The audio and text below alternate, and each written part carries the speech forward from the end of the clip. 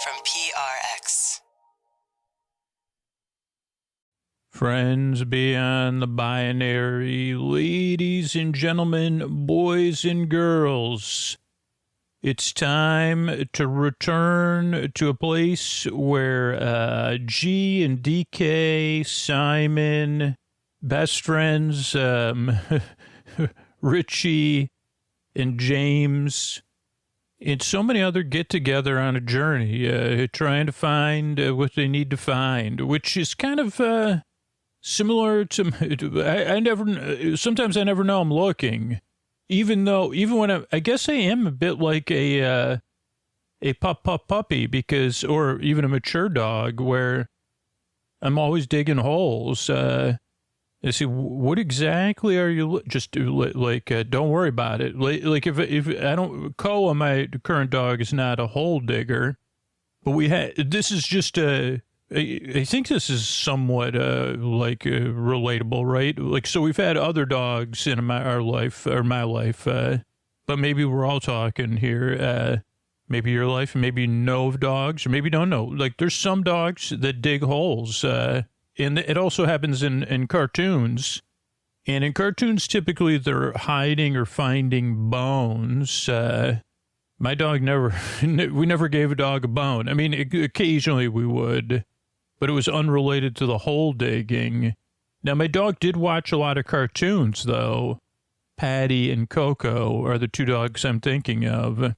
Occasionally, one of the two of them, we had them separately or consecutively with some time in between. They would, if it was warm out, they would get in the hole, stay cool. But I don't think the hole was unrelated to the temperature in the air. And I guess all I'm trying to say is the part of me that wants to be like, what are you doing digging holes like that? Suddenly realizes, as I'm trying to introduce and open a sleep podcast, that I do a lot of hole digging like that. You say, what are you doing? What are you looking for exactly? What I'm looking for? I don't know what I'm looking for. What do you mean? I'm just, interesting. So if you're digging for something or you may dig something that is full of pointless meanders and superfluous tangents, a friendly voice in the deep dark night, you may be in the right place. Welcome to Sleep With Me. It took a while. Usually it doesn't take me this long to just this is just the very introduction to the show, but I'm glad you're here. This show's very different. It's supposed to be very different. It's a friend in the deep dark night to hang out with you, take your mind off stuff so you could fall asleep. So if you're new, give the show a few tries. What we got coming up, we got a little bit of support so that paying for the show is optional, especially for new people. If you're new or you're not in a place where you could support the show or you only listen time to time, then after the support is a long, meandering intro meant to ease you into bedtime. And then later on, we'll have our episodically modular series, Get Besos, Big Farm in the Sky, P.I., which those are some characters from that you'll learn about more. And all told, I'll be here about an hour. I'm really glad you're here. If you're new, you're coming back, you're revisiting the show. Or even honestly, if you don't like the show, you end up not liking the show, never listen again. I'm still glad you're here. Stay tuned for a little bit. I'll try to guide you somewhere where you could get some other sleepy stuff. But yeah, we work really hard on this show. And we want it out there available for everybody. So if you're new, you're not in a position to support the show, you only listen time to time, you're just going through a hard time right now, a season of life, don't worry about it. But if you listen night after night, week after week, year after year, you fall asleep fast, or you listen to a lot of episodes, we've been really trying since April of 2025 to get a hold of you. Because if you're in one of those groups, we really do need you to consider supporting the show so we can be around. Not just for you, if you benefit in one of those ways, if the podcast changes your life in a positive way on a regular basis, it also changes other people's lives on a positive basis from time to time, or people that just can't support the show. So when you support the show for yourself, you support it for all these other people. And whether it's supporting the sponsors or supporting the show directly, it changes the future. Yeah. So I appreciate you thinking about that. If the podcast positively impacts your life on a regular basis, here's the ways you could positively impact the life of the podcast back. Sleep With Me podcast is brought to you by Progressive Insurance. Do you ever think about switching insurance companies to see if you could save some cash? Progressive makes it easy to see if you could save when you bundle your home and auto policies. Try it at Progressive.com. Progressive Casualty Insurance Company and Affiliates. Potential savings will vary. Not available in all states. All right, everybody, it's time to talk about the sponsor I'm sleeping in, and that's Helix Sleep. And oh boy, you've probably been listening to me the last couple of months. My new Helix is here, and I'm enjoying spending these darker, longer, colder nights in bed. You know, I've been in my Helix loving every minute, even when I've been under the weather, or when I go to bed early, or when I wake up and I want to stay snuggled in bed. You know those wonderful mornings where you stay cozy in bed, right? Where you already got a good night's sleep and you feel so comfortable and cozy. Maybe because you got a mattress based on you and how you sleep, your feel preferences, your need preferences, because I'm loving every minute of my new Helix bed. It is so comfortable and so much of an upgrade from the mattress I was sleeping on, which wasn't terrible either, but it wasn't as cozy as the Helix. It didn't feel as comfortable or as supportive. It just felt like a regular mattress, not one that's based on me. I like to sleep cool. I sleep on my side. I sleep on my stomach.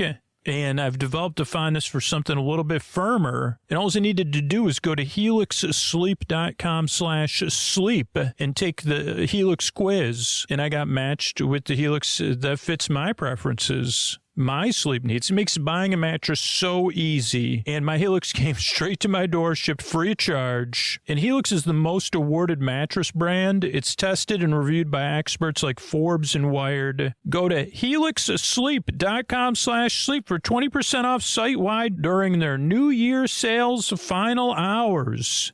That's helixsleep.com/sleep for the final hours of this New Year offer. 20% off site-wide.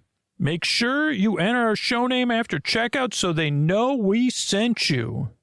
helixsleep.com/sleep. Thanks, everybody. Hey, this is Scoots. If you fall asleep fast, I'm really trying to get your attention with this voice, so please pause a second, okay? But if you aren't in a position to support the show, if you're new, you only listen occasionally, you're just going through a tough time, don't worry about this message. We've got you. Listeners like Stephanie support the show, so you don't need to worry about it. But if you fall asleep fast, it's really tough to keep the podcast going with in a way that benefits fall asleep fast listeners. It really comes down to fall asleep fast listeners supporting the show, which is, I guess, irony and paradox. Because if you fall asleep within 5 minutes, why would you support the show, right? If Fall Asleep Fast listeners don't support the show, it just can't even exist.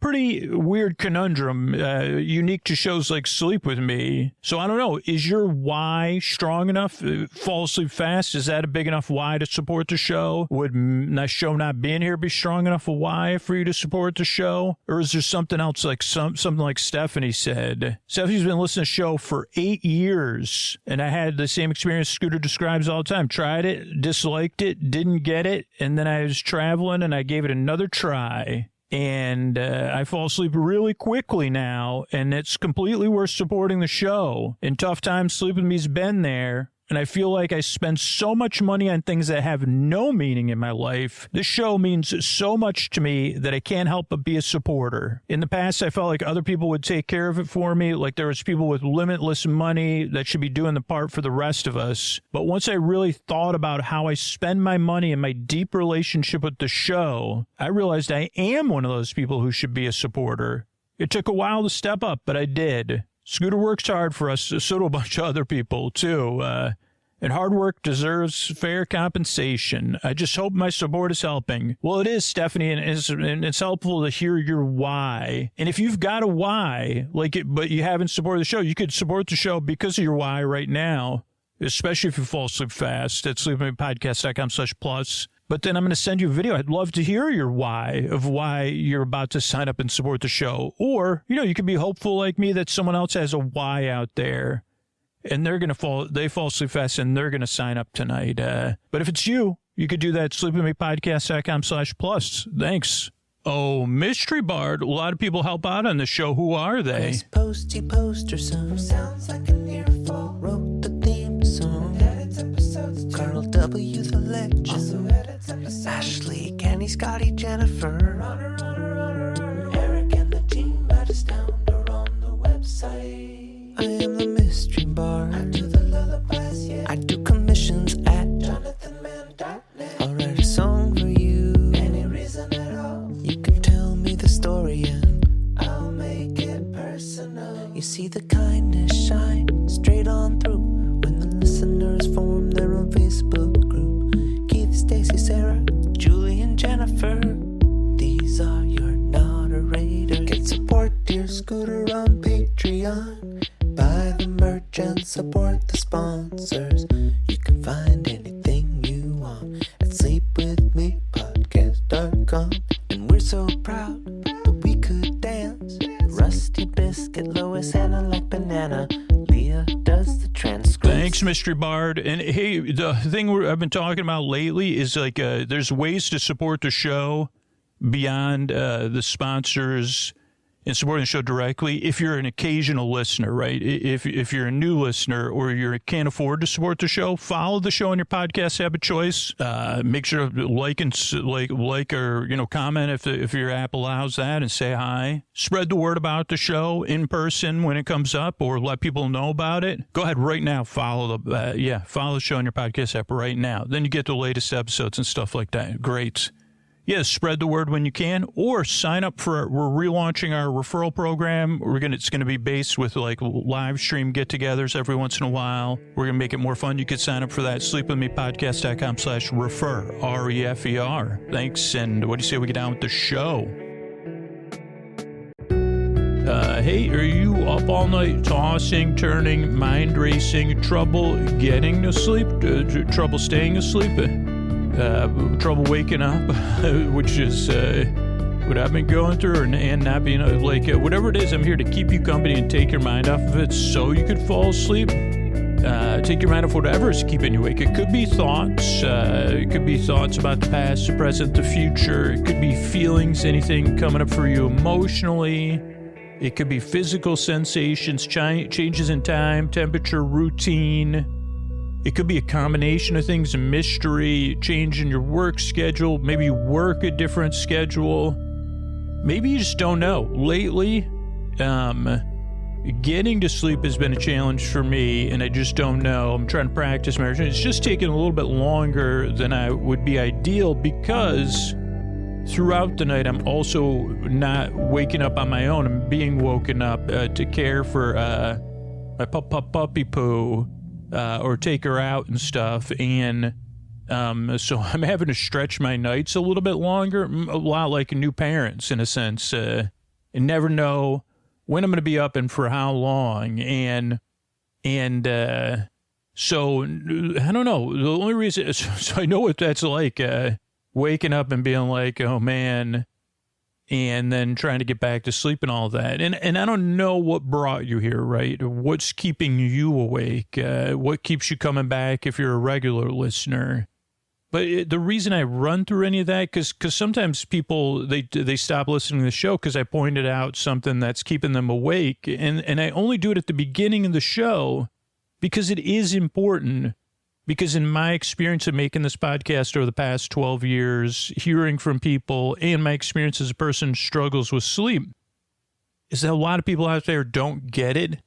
In knowing that there's someone out there, that there's a lot of people out there that do get whatever it is that's keeping you awake, even if they haven't been through the exact same thing, even if I don't understand what it is you're dealing with.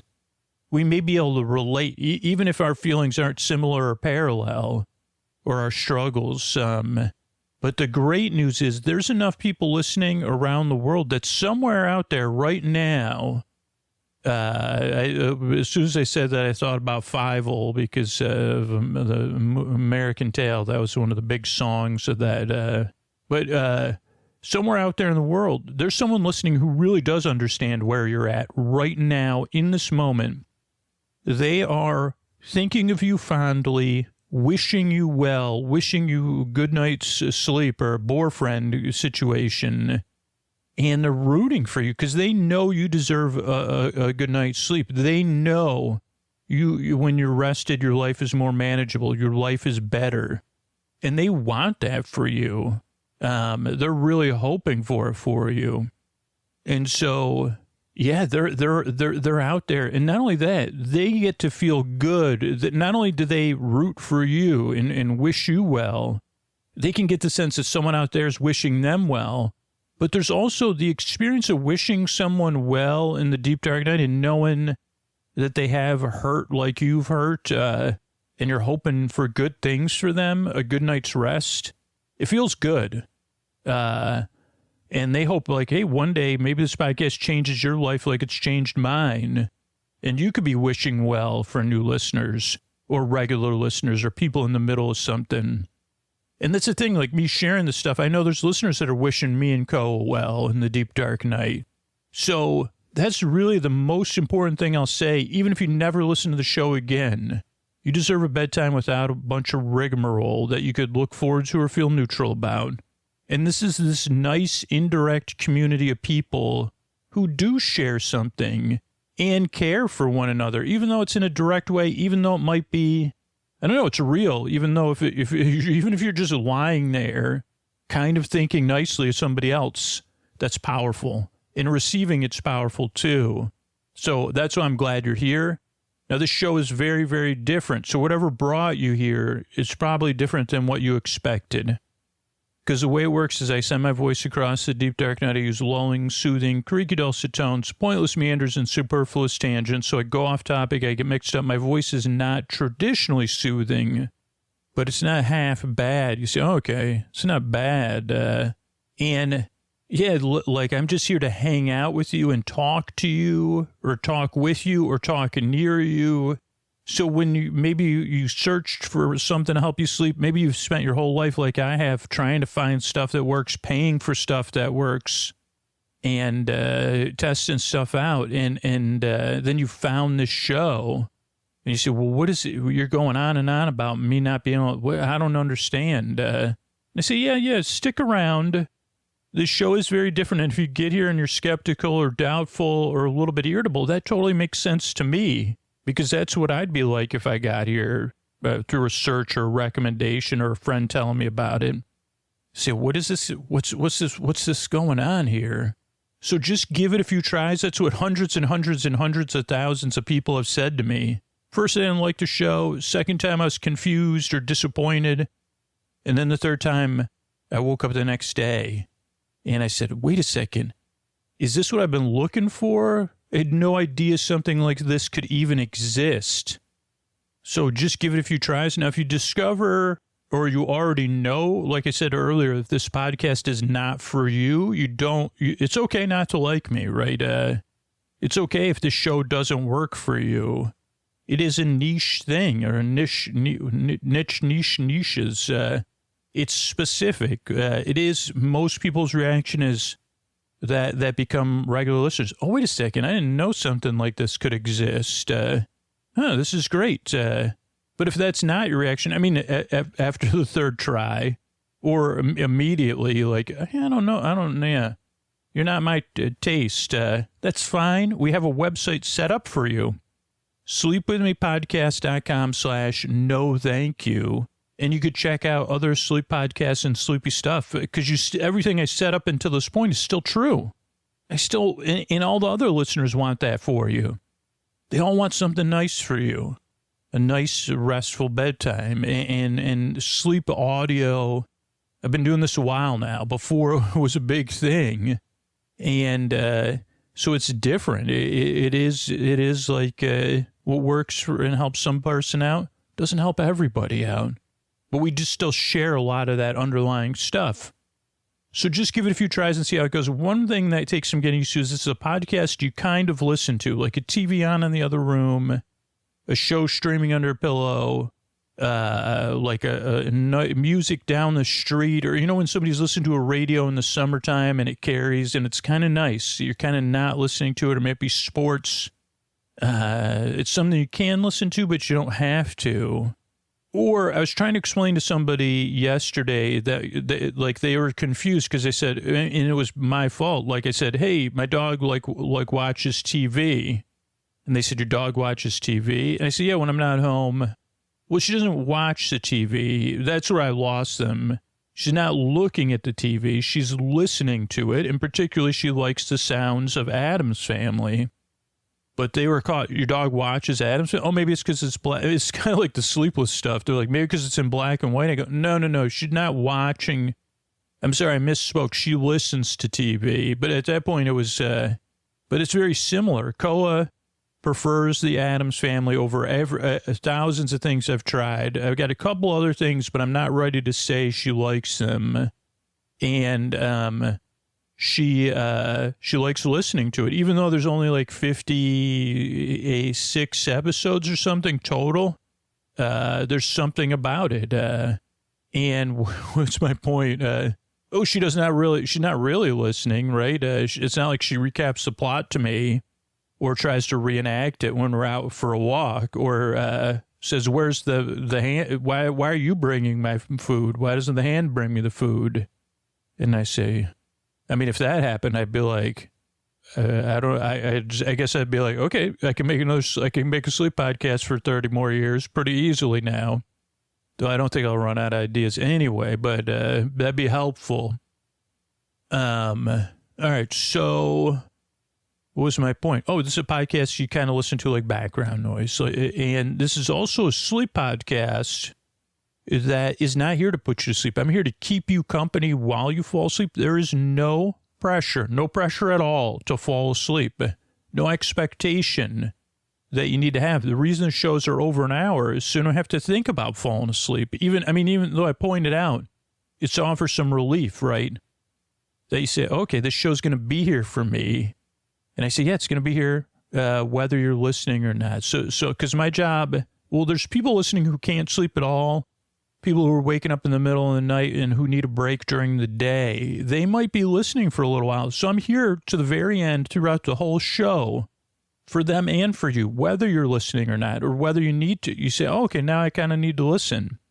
So my job is to be your bore friend, your bore bae, your bore sib, your bore bud, your bore bee, your Boers, your Borman, your Boris Borloff, your chairman of the boards, your Boer Sib, your Boer cuz, your best Boer friend forever, to keep you company and hang out with you, just like a roommate or a friend. You see, if you could call a friend every night and have them talk to you for an hour without any social compact, you say, okay, you can hang up, and I think my phone will auto shut off when you're done telling me about whatever you've been imagining, or maybe what show you watched, or a book you read.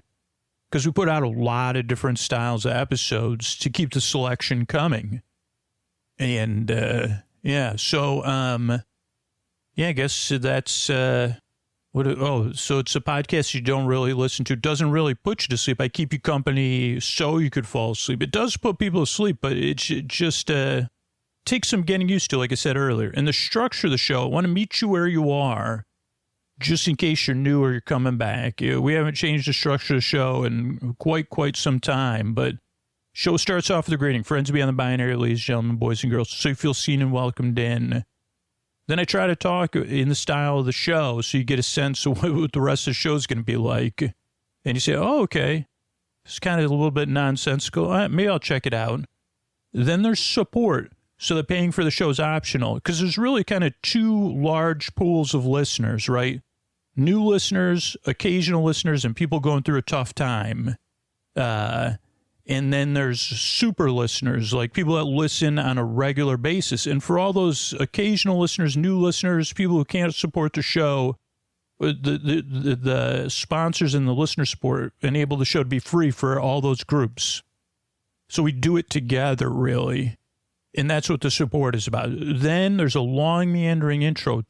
And if you prefer something without support, even if you only listen from time to time, you could get that on Sleep With Me Plus. And yeah, if you only listen time to time, just cancel your support when you're done listening to the show. But But after the support is an intro, show within a show, separate from the support. It's about 15 to 20 minutes long, where I try to explain what the podcast is efficiently, but it takes me 15 to 20 minutes. I follow a familiar structure every time, but I get lost along the way so that every intro is different. Every intro is familiar, but it has something new, so that whatever's keeping you awake can't quite point out that you should, I don't know, just something I've learned over my own experience trying to find stuff to help me fall asleep. Anything repetitive only works for a little while, but something familiar but fresh that I feel a part of, and that feels lighthearted where I could smile. That's the only thing that's ever worked for me. And that's what I try to make here, really, in the end. So the intro is introducing that. But the reason it's 15 to 20 minutes, other than my inefficient, extra meanders, is that the show is really here to ease you into bedtime, not to put you to sleep immediately. If you fall asleep fast, please consider supporting the show on Sleep With Me Plus, because there's a small percentage of people that are falling asleep, and that's great for them. But most people are getting in bed, getting comfortable, winding down, using doing brushing their teeth and that kind of stuff, or chilling out somehow, doodling, playing solitaire. These are kind of petting their pets, looking out the window, because that's what works. For me, what I've read works is having a wind down. And the intro is supposed to be the wind down, or part of your wind down routine, a buffer between the daytime and the nighttime, or the bed, to ease you into bedtime, like the sun setting. So that's what the intro is here to do. Then after the intro will be, then after the intro will be support, and then will be our episodically modular series, Get Besos, Big Farm in the Sky, PI. This will be the first one we've done in a little while, because we ran different stuff over the holiday season. So that should be exciting in the fact that it'll offer a catch up for you. So Alto will be here about an hour, and I'm really, really glad you're here. Whether you're new or you're coming back, I hope this podcast can help you out. And if this podcast helps you out night after night, year after year, please consider helping the show out back. We can't be here without listeners that support the show back, but only the listeners that benefit the most.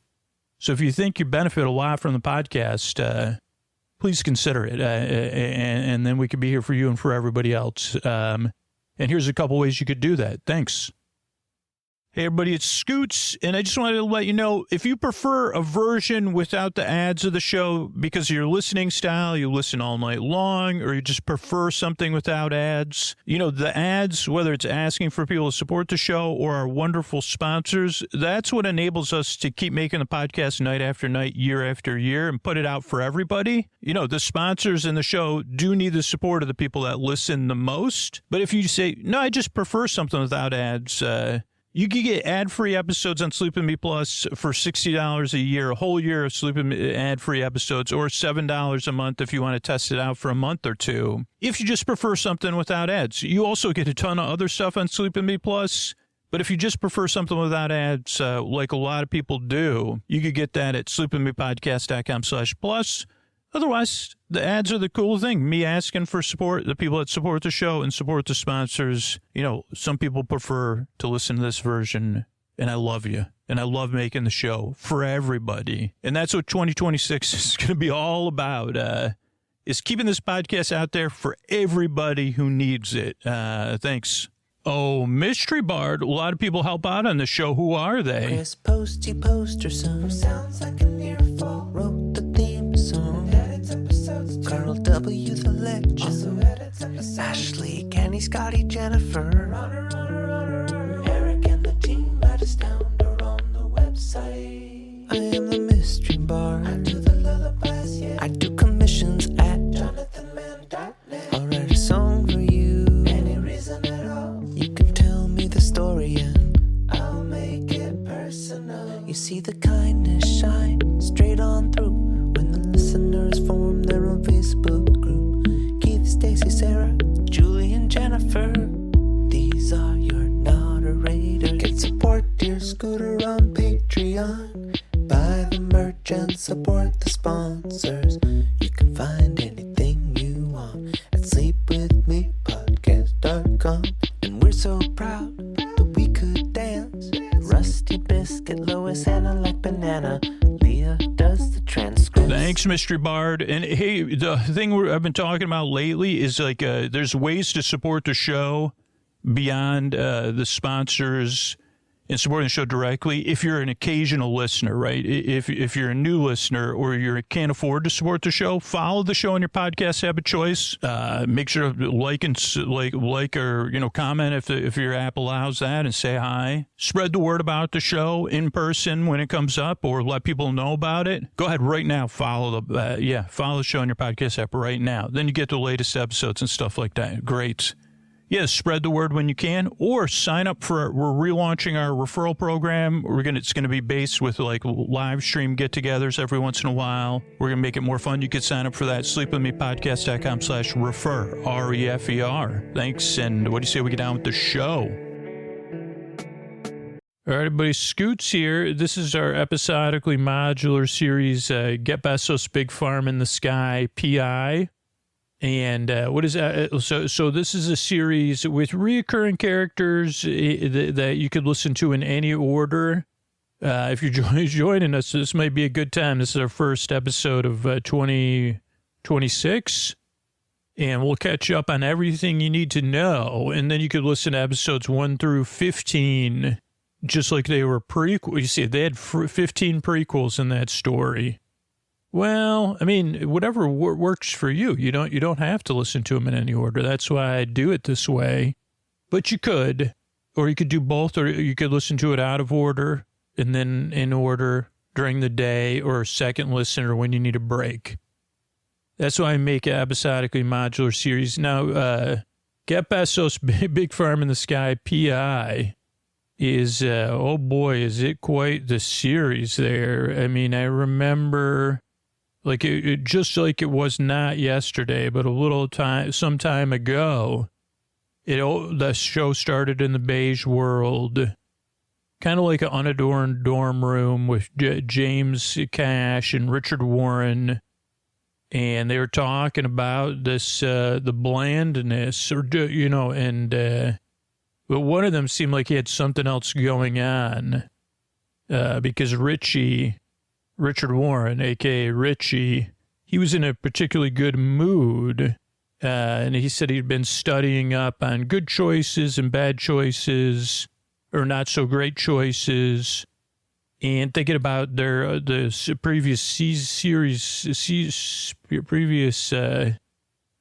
episodes of the series.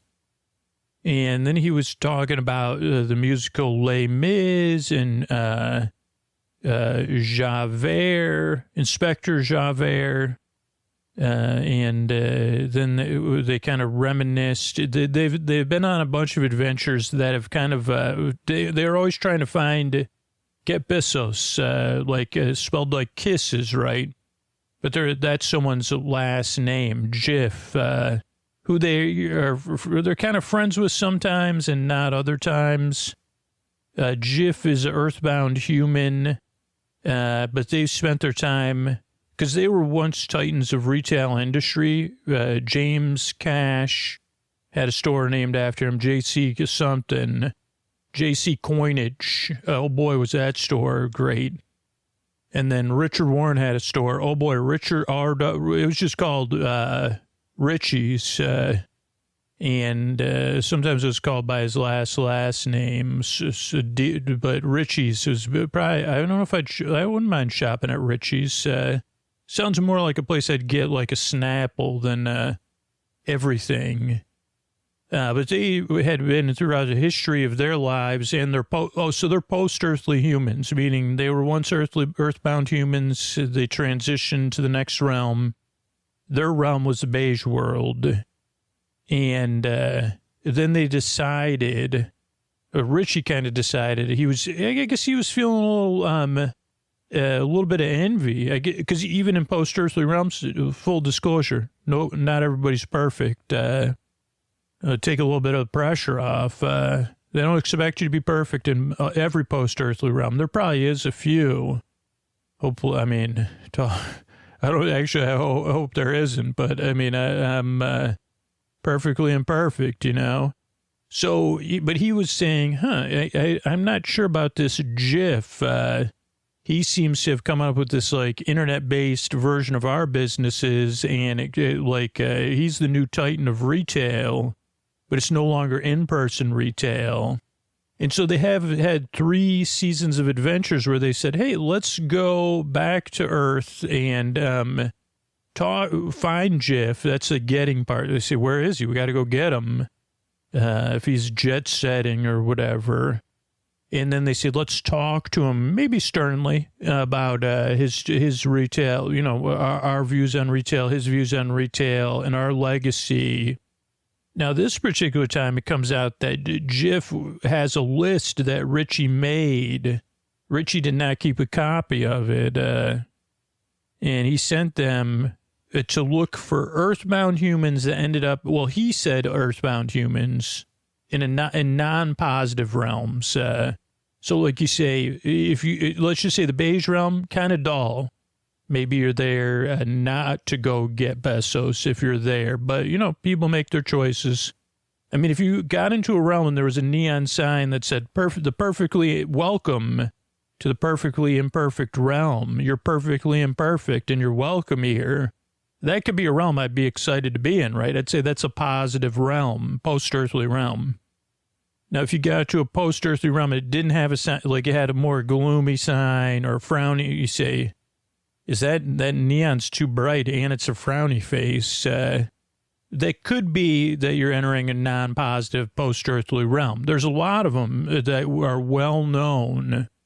Some that are, and in previous seasons, we've visited some of them, you know, circular ones, ovular ones, levels, stuff like that. Now, what Richie decided, and I got to give him credit, he said, wait a second, there's people in these non-positive earthly realms. That's not, I don't know how I feel. I don't not know how I feel. I know how I feel about that, and I don't feel comfortable with that.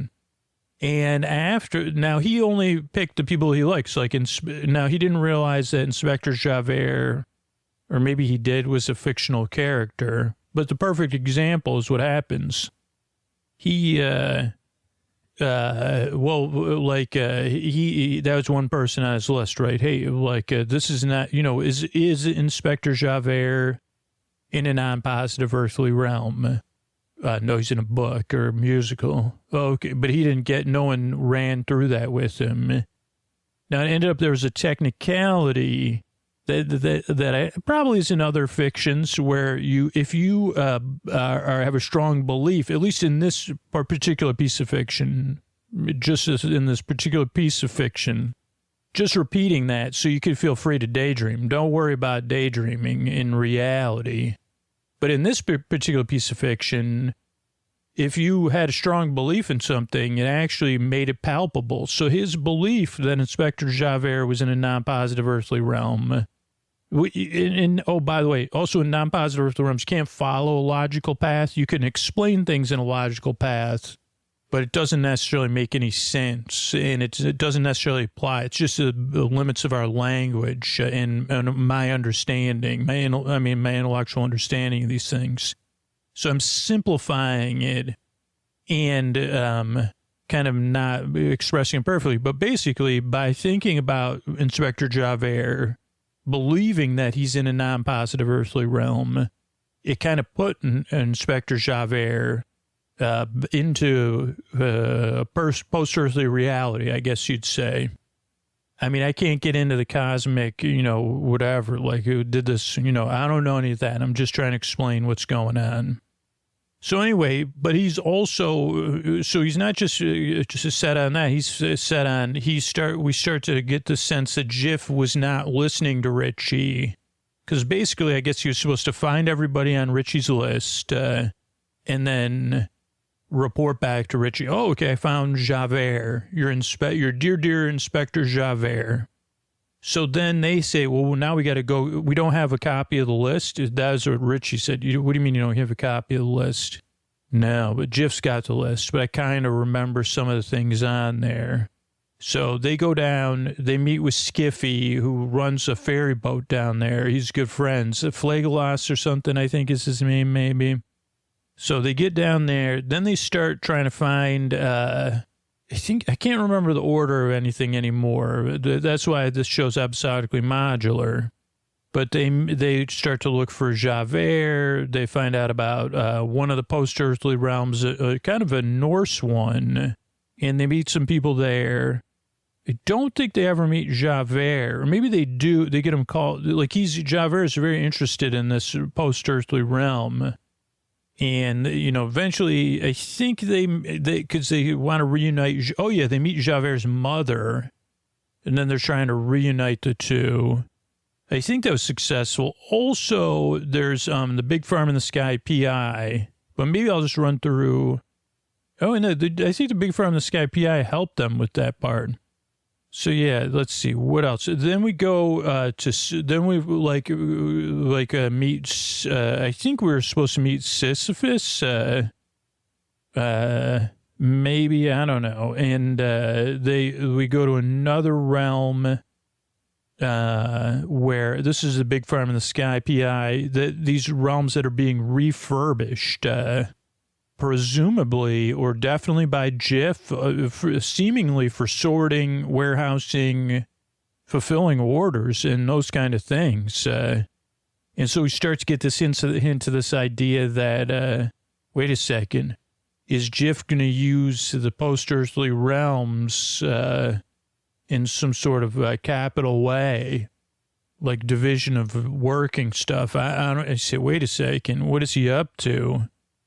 And the Big Farm in the Sky PI is always helping people out. I think he helps out a few people. And it doesn't necessarily make sense. That's why it's so great to sleep to as well. Totally intentional. Then there's some confusion around Sisyphus, right? Because there's like the big three, at least when I was growing up. And Sisyphus was one, and then the other two never necessarily got names, and I still never got this right. So I can't criticize Richie and James for not having it right. But there's like the water guy, the rock guy with the rolling rock, and then there's somebody else. So I guess it wasn't the big three. I always thought there was somebody else, though. And you say, which one of those was who was the rock guy? Was that Sisyphus? You don't, by the way, if you're listening to this, you know the answer. That's good. If you're like me, try to use your inside voice when you're doing that, or your internal voice. Don't say it out loud in public. Not that it's necessarily the worst thing, but, or don't say it out like when you're thinking and you're on a date, and then you just say it to fill, like, there's a gap in the conversation. What am I thinking about? Say, are you listening to me at all? Was Sisyphus, do you know Sisyphus was the rock guy? I'm sorry, what? I was talking about my day of, sorry. Wait, did you say is Sisyphus the rock guy? What do you mean? What, so, anyway, back to the story. They try to help Sisyphus. They end up meeting Nephel, the cloud goddess. Or I think they just debate about Sisyphus. Nephel has somebody, her ex, Axion or something. He needed help. He was on like a wooden wheel. So they help him. Also, at some point, Richie becomes obsessed with being the first person. To be the first person to make contact with not how do you explain it in this context? Beings in the greater earthly realm, the beyond the earthly realm that aren't from planet Earth, sentient beings not from the planet Earth, within that sphere, not the sphere of Earth though, so that makes it even more confusing. I guess in that phase of existence, which we're just using earthly realm for because it should be less confusing, but it's not.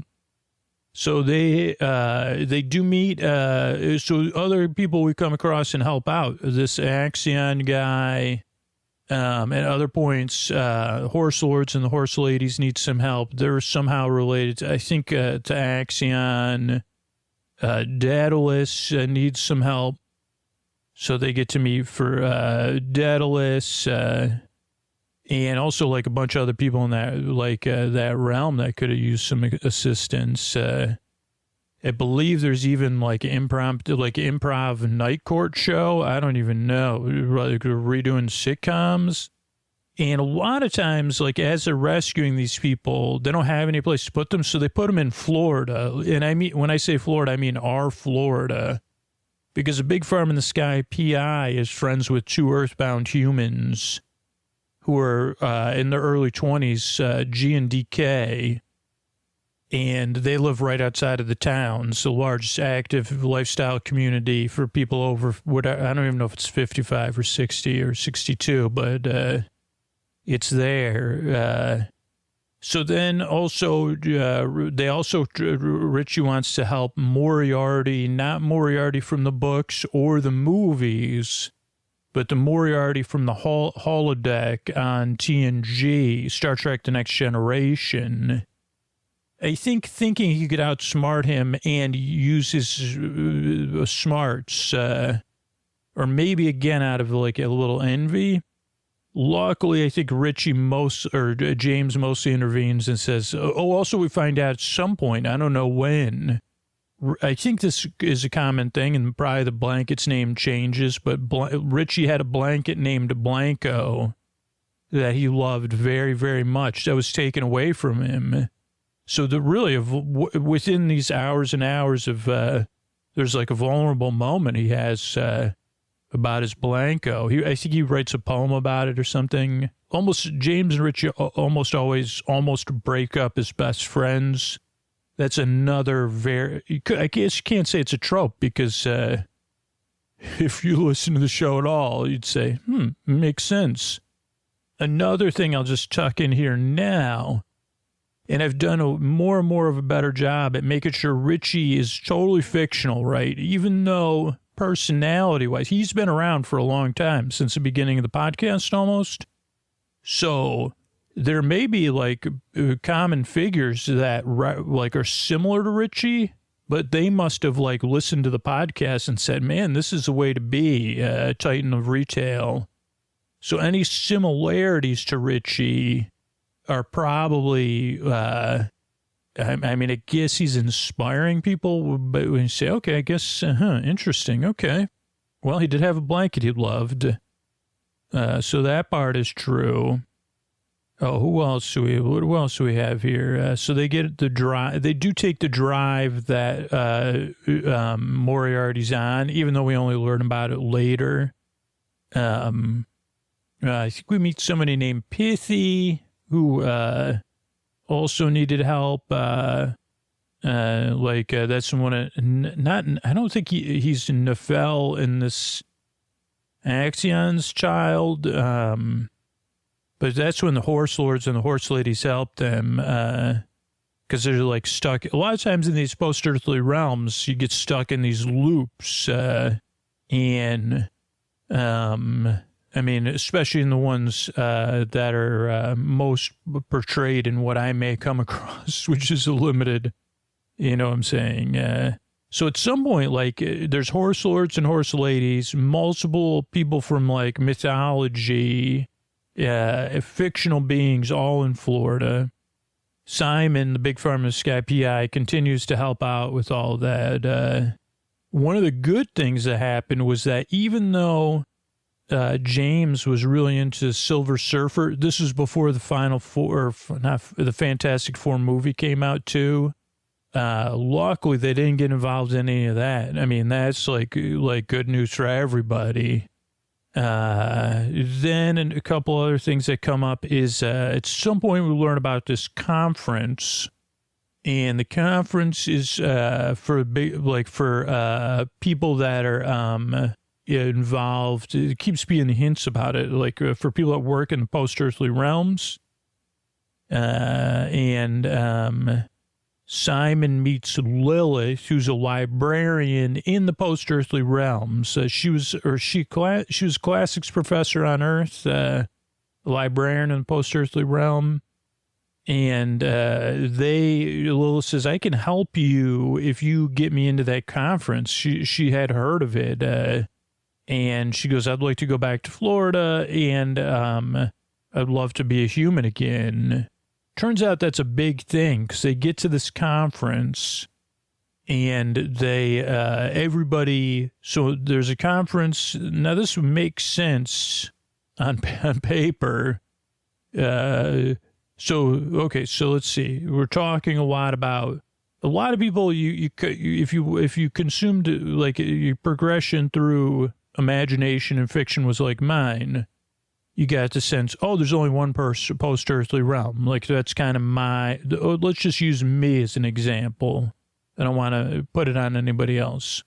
There's only one there's a few options for your post-earthly realm. Beige world, which is where James and that's the middle one. You say it's not great, but it's not the one where the red spandex and elasticine are.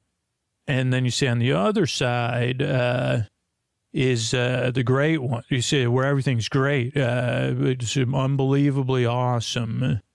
And then you get on and you maybe watch a movie like Defending Your Life, or you see The Good Place, or Batal, Juice de Batal, and you say, interesting. Or maybe you start to read more, you read more fiction or nonfiction.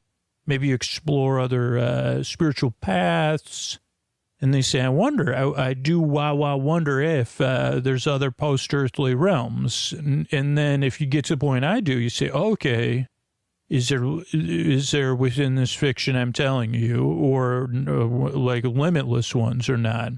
Probably not, because people got to work there. So the people that work in all these post-earthly realms, maybe there's a lot, because, I mean, you think about it, there's probably a lot of people looking for jobs in post-earthly existence.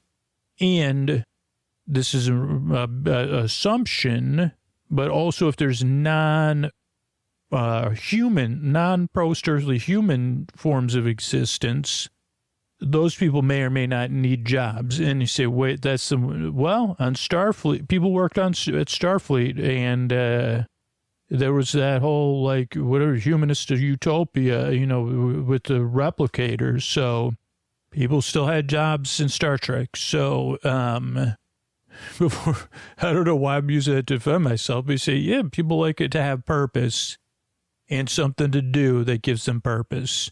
So in the post-earthly realms, and maybe those things are organized like jobs. So there's people that have jobs running post-earthly realms. And if you have a job and then maybe you work, you say, what happened to Brad Bradderson? Oh, he used to run, water slide plane. Oh boy. And, but he said, I don't know. I'd rather, he wanted to try something new. So he works over and, there's not a human word for it. So it's beyond it does involve some sort of goop. But other than that, I don't quite know. Beams of light and goop or something. I'm not sure. He works there though. It's post-earthly realm. He loves it. Where is he going to be at this conference? Whoa, what's the conference? Oh, it's a conference for people that work in post-earthly realms. I'm sorry, I didn't approve your, even though I'm your supervisor and we're talking, I realized I didn't approve your request to go to the conference. I also didn't give you the conference information. So even in this post-earthly realm, I'm not really an effective supervisor. But now I could tell you, if I was in a perfect, I would have, if I was in a perfect post-earthly realm, I would have approved it all. But since I didn't, I'll just tell you about the conference. Plus, it's fictional, so it only exists in my, but now it exists outside of myself. But anyway, so in this this conference is like where, well, apparently they do this a couple times a year. however they chart time. I don't know. I'm still in the earthly realm. But they, what was I saying? They apparently, like, they compare, hey, how's it going? They become friends. They talk about things they have in common, things they do differently. They share information, best practices, ideas, and they have a lot of fun.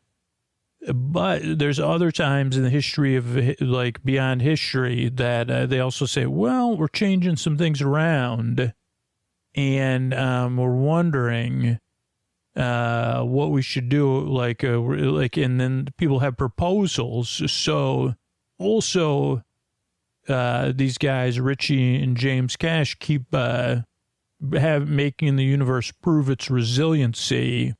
But every time you do that, it creates a lot of chaos. So they deal with stuff like this. And at this particular conference, there's a proposal. Lo and behold, it was from Jif. How he pulled that off, I don't know. To kind of restructure everything in the afterlife so it would be good for everybody. So it was pitched as a win-win. But even win-wins can be tough. Change is tough on everybody. So the conference was basically about that. So who wouldn't want to go to the conference? But you can't just get in, right? So that's why Lilith wanted to go. Also, we learned at the conference that they're going to go to Earth and trick or treat, because this one's was around the autumnal season. And they trick or treat in some way where they get to kind of like do a ride along with a human. And there was a competition where you could pitch, where should we go trick-or-treating? And I guess historically, people always pitched like, what they had nostalgia for, where Lilith and Simon pitched, what if we go trick-or-treating where adults trick-or-treat in the towns? It's like the largest active lifestyle community in earthly existence that I know about. And humans, like active lifestyle humans, go trick-or-treating. Wait a second, what? Yeah. Well, that would be different. So people were voting for it. But also Jif was kind of trying to get this vote for his vision of the new post-earthly realm. The only challenge was even positive change is tough, as we all know. And even win-wins, changing from something to a win-win, it involves a lot of and I'm not so sure about that. So that was also so Jif kind of made some adjustments to send those people trick-or-treating so they wouldn't not vote. I don't know if you need I don't know if it's a majority system or not. Or if it's one of those conscious, whatever, everybody does not have to be a full agreement. But so, yeah, Jif was working the system. So then the Big Farm in the Sky PI and Lilith, they end up at the conference. They find Jif and they realize Jif is trying to change this vote. And they go through the portal to go to the towns to trick or treat. That was the last we kind of, our story was with them. And then James and Richie, I got to find my notes. Somehow they end up back there, and they end up at the conference somehow. I don't know if this was when Blanco was involved, but they find out Jif's in Florida, and also because of this, because of all this messing around, when people say quit messing around with the post-earthly realms, they said we're going to bring in the person who wears red elasticine spandex tights to do a kind of, wipe the slate clean type thing, because this isn't good for time and space, and existence is only so resilient. So that person shows up, And then Richie and James are kind of going back and forth. And from their perspective, they said, I've been portrayed non-positively for, whatever, millennia. Now everybody needs me to save existence as we know it.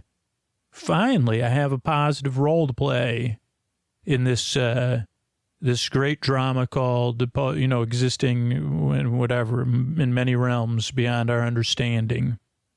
But James and Richie are like, nah, we don't want you resetting everything or getting involved. And I don't know what long-term, outside of this fictional story, they download this person that's portrayed for thousands of years. At least, as a kid, I thought that was it. There was like, this was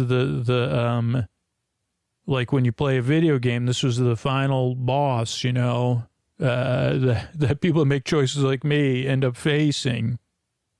And it's now, it's like, but so they end up taking this final boss in the red last scene to spandex, and they get them downloaded into the Moriarty's drive with Moriarty. And I think it's just a one-way journey. So that was it. So that's how we left off with them. And then they were like, okay, we're going to go to Florida now too and get Besos. So I think that's kind of how we left off. I'm curious, like what, like non-earthbound current intelligence thinks about this. So I did run this through here. So let's read some of this. Complex, a highly changeable environment with post-earthly realms of mythology. There's a very diverse merging of fact and fiction, constant state of flux, cosmic resilience due to disruptive interventions. The nature and diversity of PERs, post-earthly realms, is a fundamental premise of this series. So this is from computer-based intelligence. And it said, hey, tell me about this stuff, because the realms are varied, ranging from mundane to elaborate. The beige world is where Richie and James are. It's called Other Things, in middle place, dull, boring, very beige, unadorned dorm room with not much room except for a desk and a bed. It exists outside the regular flow of time. And you get a sign there, you're not supposed to leave until officially transferred. Non-positive earthly realms. This says uppers. These are commonly referenced areas, double hockey stick regions that impose internal lessons or repetitive non-positive experiences. Many of the characters Richie seeks to rescue are located there. PERS, post-earthly facilities and conferences, are not purely mystical. There's infrastructure and collaborative efforts, such as the Gatekeepers of Afterlife Conference and Symposium. This conference serves as a place for those who work in the business of running post-earthly realms, discussing new initiatives, and cross-pantheon collaboration. A key concept is the permeability between fiction and reality within the post-earthly context. Belief creates reality. Richie believes that the moment he and James thought about a particular character, like Inspector Javert, the role of fiction characters from mythology and fiction with famous post-earthly existences can be real. Even Moriarty's existence on a quantum drive could be considered a post-earthly realm. Archetypal existence. Certain geophysical features or concepts have become archetypal.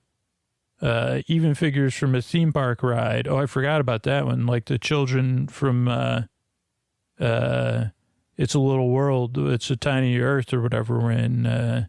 That becomes a manufactured, most positive post-earthly realm that they must perpetually sing in.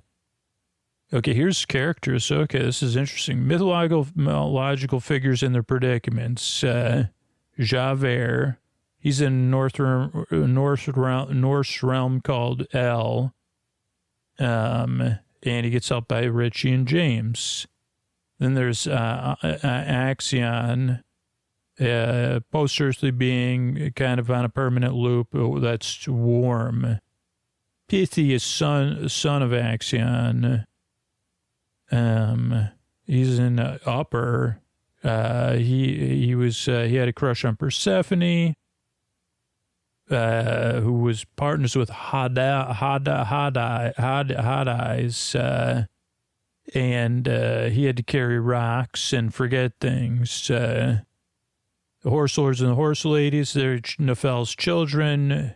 They messed up Pithy's wedding, and they were stuck in a forgetful. They kept repeating their existence. Daedalus constantly building a labyrinth, and he had to be, deal with Talos and Minos and his, son and all that. Sisyphus, Richie's confused understanding of Sisyphus has him falling in a bog and being unable to drink water. What else? The overall context of the series highlights the universe's ability to resist and recover from major disturbances caused by Richie and James, who were never supposed to leave their assigned realm. Cosmic resilience. The universe, or all universes, is described as incredibly resilient despite Richie and James disrupting things. The universe has been able to recover. The Sears Penny phenomenon, or Sears Penny thing, the chronic meddling and subsequent recovery, is inadvertently created with opening up new frontiers and making the universe more open and more collaborative and more friendly and more curious. There's some irony, I guess, or paradox. The next phase, the disruptions and the search for Jif are intertwined with this new initiative for the afterlife. Jif, while they're trying to scold him, is proposing a major reorganization and repurposing of post-earthly existences, potentially to benefit his Earth-based businesses. The initiative was nearly passed by consensus at the Gatekeepers of Afterlife conference, but there's concern that Jif's meddling could push existence past the point of resiliency. Let's see, what else we got? Okay, this is with Javert again. Motivation. Richie divides and identifies Javert as misunderstood, who was, just trying to determine right from wrong. He likes the character and wants the story resolved in a way that's pleasurable to himself and Javert. But he ends up in Elgrind. Javert voluntarily integrated into Elgrind and refuses to leave because he found a new mission waiting for the great, big beginning. He's maintaining a belief system similar to his behavior on Earth. So they pretend that, I think they pretend that his mom's dating Jean Valjean or something. Sisyphus is a quintessential archetype, but Richie misunderstands. In Richie's narrative, Sisyphus fell into a bog with a mechanical frog as a friend, and he has to sit in the bog without being able to drink the water. Richie views this eternal repetition as fundamentally wrong, and it was unfair. Then Axion is, they help him with the I don't know, I think some of this is not correct, but it could be. Oh, yeah, they use Observed Non-Earthly Vehicle, OAV. Then they're supposed to help his son, but they get the wrong son. They have Pithy, but they're looking for something. He's dealing with an eternal lesson similar to Sisyphus, for trying to date Sisyphus when she was already dating or in a long-term relationship with Hades, horse lords and horse ladies. We talked about that. They messed up the wedding. What else we have here? Daedalus. Richie wanted Daedalus rescued because he was deemed smart and could invent something to help them, like birdseed. There's actually an episode on a ship, too. I don't see that in here. I forgot about it as well, but then Moriarty. Oh, no, here it is. Okay, so let's catch up on this one because I forgot about it. The computer knew about it. Okay, Larry Vaughn and Jay Bruce, they're on a transport ship in a non-positive realm in a perpetually looping day. The same day that Kate Winslet and Leo DiCaprio, when they are very, very much younger, like 20, 30 years ago, they were in that loop too. Larry Vaughn's a former mayor. He works on the ship rearranging deck chairs that constantly slide around. And Richie's been in correspondence with him. Jay Bruce is a fictional shipping magnate. And Richie, I think, owes him money. And he works serving customers, rearranging deck chairs. This is kind of like one of those undercover boss episodes. So Richie and James pretend they're supervisors. Then they realize they're rearranging deck chairs, which the computer points out is a metaphor. In this case, it's actually happening. And then the pair realize that Jay Bruce and Larry Vaughn wanted them to come there. And they took their frog. They have a ship that's a frog, the mechanical frog. Oh, and then the Silver Children of the Small World, similar to a ride in theme parks. Richie doesn't realize, thinks that the end is a post-earthly realm where the children have to sing. Oh, he gets this idea from the Silver Surfer when James is talking about it. Because he believes the animatronic children in the finale, they have to work all the time. They don't get to go home like the other animatronics on the ride. So what they do is they have the pony lords and pony ladies move the children or their essences out of that specific room, solving the problem. Okay. What is this? The targets in the context of mythology and post-earthly operations. PERS, post-earthly, it's the power of belief. The upper realms, the Sears Penny. Oh, we talked about that. Rules of post-earthly existence in Besos. Okay, so these realms are governed by unexpected rules susceptible to disruption and operate in a state where fictional reality holds significant weights. The foundational state, that's just for this story, is the beige world. And it's a waiting area out of flow of time. Resilience of the universe is another core concept. Universal recovery. The universe, or all universes, as is described as incredibly resilient, even when the character is disrupted, and the universe can pull itself together, timelines can heal from scratches. There is a limit to the resilience. What else we have? Self-contained computer, real to somebody. These are other ideas it's fixated on. Self-contained computer universe. There's a Sisyphus misconception. What is this? Afterlife and restructuring. Big farm in the sky. Formal infrastructure. That includes a big farm in the sky library and a place to hold conferences. Purpose. Okay, this is again repetitive. This may be totally repetitive. Yeah, I think that's everything. So, I guess that catches you up for next time. For our next episode coming in a few weeks of Get Besos, Big Farm in the Sky. PI, thanks for listening and good night, everybody. All right, everybody, this is Scoots. This is a tuck you in message. And as I start this message out, I want to make this very clear, especially if you're listening right now and you're new you only listen to this show occasionally, like once in a while when you need it, or you're just having a tough time right now, getting through something, getting over something, the kind of things I talk about in the intro. Or if you're like me, a lot of times in my life where things financially felt challenging and supporting the show just isn't possible, you really don't need to do anything.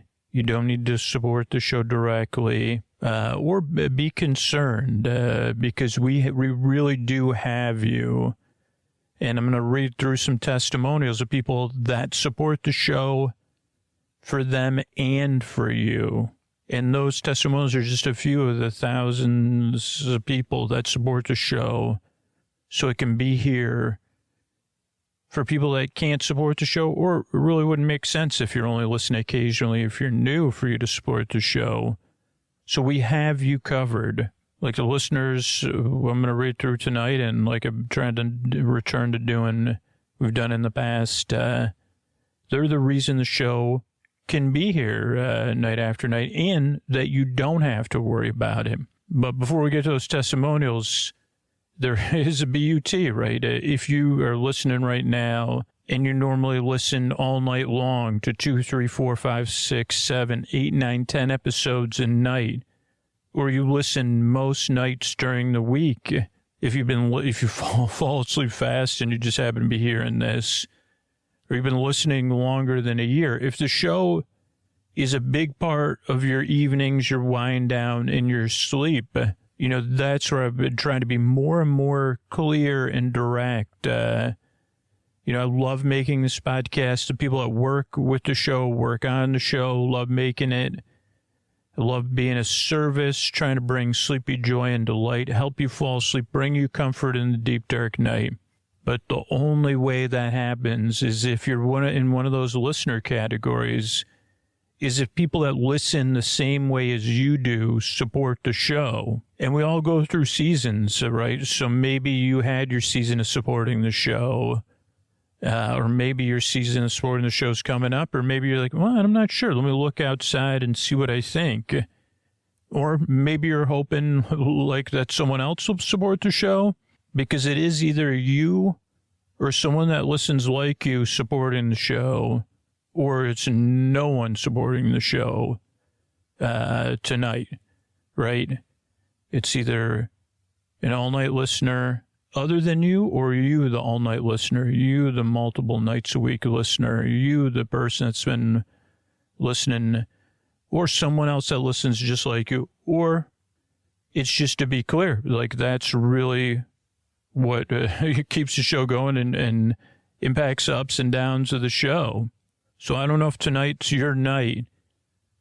If you are in a position to support the show, you've been putting it off, maybe think about supporting it right now at sleepwithmepodcast.com/plus. And don't wait for tomorrow or set some kind of thing tomorrow. Or kind of like me, think fondly of the person that we're both hoping steps up tonight, that all-night listener. That person that falls asleep fast, somebody that's been listening 3, 4, 5, 6, 7, 8 years, or someone that's here every night with us. But who has you guys? You know, who's in the community supporting the show for everyone? Well, Melissa is. Melissa's been listening for over 2 years now, nearly nightly. So a nearly nightly listener, and it helps so much and puts me in a very relaxed mood. I finally subscribed when I realized on most nights I didn't have my phone with me, but I could literally recite the beginning of the podcast in my head. And even that in my head almost worked. And the reason I didn't do it sooner was part of it was cost, but now I'm in a financial place to do so. But the other part was complacency. I think forgetting to do it when I inevitably would fall asleep. I've always been one of the super listeners described on the show, and I kept putting it off. And I think that came from a place of having all free podcasts. I think it was just truly complacency. I think you say it well in the podcast. This show has given me so much support and help. It's time to turn around and support you and the team. It feels nice to feel like we have a hand in keeping it afloat, and that is really true. And Taylor also supported the show. And Taylor said, I'm an adult, late 20s, early 30s, go through brief periods of insomnia that last around a month. And I tried sleeping me on a friend's recommendation and bounced off it. It wasn't until a few years later when I was really struggling that I tried it again and it worked. And I found the ads distracting and decided to try out ad-free ones by supporting the show and found this version worked perfectly. The monthly cost is small compared to the benefit I get from the show. And even when my insomnia quiets down a bit, I still enjoy listening to the show because I like listening to Scooter. So thanks, Taylor. And then Stephanie. Stephanie has been listening for about 8 years. And I had the same experience Scooter just describes all the time. I tried the podcast and disliked it. I just didn't get it yet. And then later I was traveling. I thought I'd give her another try. And I've been listening since. And I really like the references on the show, some of the personal stories. And I can fall asleep really quickly now. And that's completely worth supporting the show. And I put on Sleep With Me also to make me feel more comfortable in other times. I just feel like I spend so much money on things that have no meaning in my life. This show means much more to me that I can't help but being a supporter. In the past, I felt like other people would take care of it for me. Like there was people with limitless money who should be doing it for the rest of us. But once I really thought about how I spend my money and my deep relationship with the show, I realized I am one of the very few people who should be a supporter. It took a while, but I did so 3 years ago. I feel like I'm probably one of those super listeners. Scooter works hard for us, and hard work deserves fair compensation. And what about Debbie, who said, I listen almost every night, sometimes all night. I try to keep my queue full. I especially like the Trader Joe's episodes, and I feel comforted by a familiar voice. That's why I support Sleep With Me as a bore bestie, and it seems like a good value. The obstacle to me supporting the show was remembering to do so. Was to remember to do it once I decided to support this podcast. And if I feel responsible, free is great. But if something has worth, it's also important to support it financially. So thanks, Melissa, Taylor, Stephanie, and Debbie for supporting the show. It wouldn't exist without listeners like you. And maybe you relate to it. Maybe you're the person tonight, the Taylor, Stephanie, Debbie, Melissa tonight that'll support the show. And when you do, I believe it or not, I send out a video and I ask you why. So I'm looking forward to hearing your why of why you support the show. Thanks.